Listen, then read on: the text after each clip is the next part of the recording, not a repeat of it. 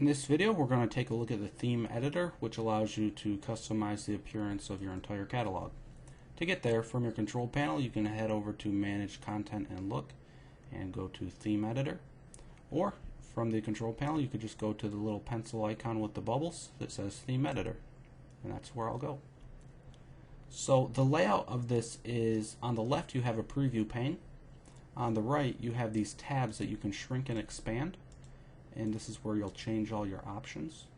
And at the very top you can change your preview from the home page to the product listing or the product information. To keep this video short and simple, we'll keep working on the home page.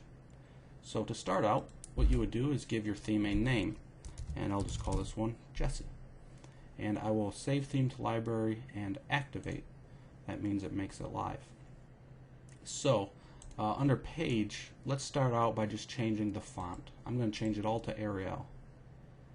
And what you'll notice is the font looks like it is changed permanently. However, if I go back to my actual site and refresh, the font is still the old one. And you might say, well, why is that?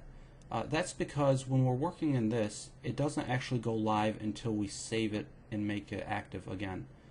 Because if you had 20 customers at your site who are about to purchase something and they see backgrounds and fonts changing, the site's not going to feel very safe. So it's best to make one big change at the end. So what we'll do, we can do page width here. I'm pretty happy with 1100. I'll just change it to 1200 for an example. We can disable the background image if we wanted to hide it. We can turn it back on. You can also upload your background image by just choosing a file, and I already have one here, so there's no need to upload it. A fixed background image, if I check this on, basically what it means is the background doesn't scroll when you move down, and it looks like it's doing that. The background repeat, how do you want the background to be filled? Those are just some options to tweak and play around with. We can change the colors. Since we have a background that is already an image, the body background won't make a huge deal. We can change our content background, which is this piece in the middle, this main whitish looking color. And I recommend not making this too dark or too colorized, because it usually stands out best on a bright color, your content. There's a lot of options in here we could change. Let's do the featured bar background. And I want to change that to something a little more plain. How about kind of a darkish gray color? I'll go ahead and update. And now this bar is a darkish gray color. You can change your links and the way they hover, the colors. Really, it's a lot of playing around to see what you prefer to have your site look like. So I'll go ahead and shrink the page tab, open the header tab, and the header can have a custom header background image. And if I go to this page, you see how there's a wood background? We could also have an image that only takes up the entire header here. For now, I'm just going to leave that alone. We can choose a logo, so I will choose a smiley face. And do you want to resize the logo to fit with the current header height? Yes, I do. Otherwise, it'll push your entire page down if your item's too big. And an optional tagline if you'd like one of those. Right now it just says version 3, and there's our logo that finished uploading. And the tagline font size, wow, that's big. Let's change that to say 24. Normally what you would have is your logo would have your actual text in here rather than a tagline. Okay, and the top position and the alignment of the tag, you can change all these settings to move it around. Let's see, the left position, we could even move that more in the center and scroll up and see it's over here now. Okay, and there's advanced header options. If you know any programming, you have the ability to put in custom CSS and custom HTML. However, you would need a programmer or someone that had knowledge on how to do this in order to do that. And we don't generally train how to program in HTML or CSS.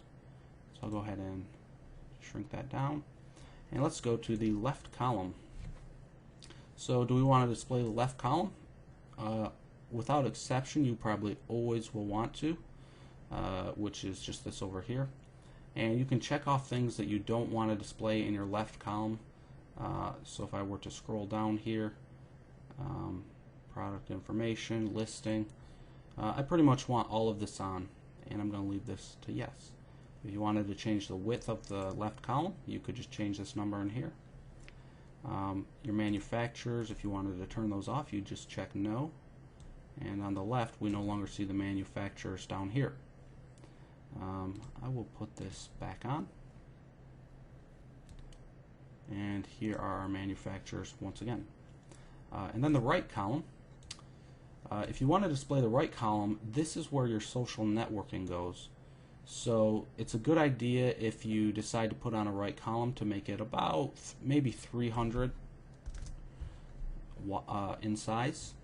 And you might actually have to adjust your overall page size if you have your social networking enabled. There might be a little playing around with that.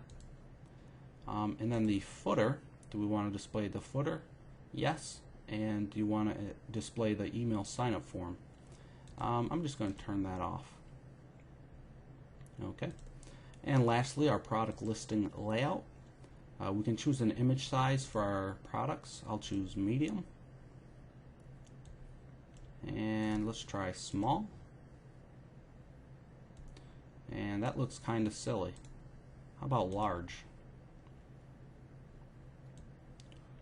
That's pretty big, but if you really want some featured items to stand out, it's not too bad. But this will apply to all of your items, and in my opinion, large is not a good idea unless you have very few items. So I think that's almost a perfect size. You can limit the description length so that you see this little more text and it sends the link. I'd recommend leaving this on, otherwise your descriptions could be really long depending on your product. How many products per page? Totally up to you. We could limit this to even 4. And now there's only 4.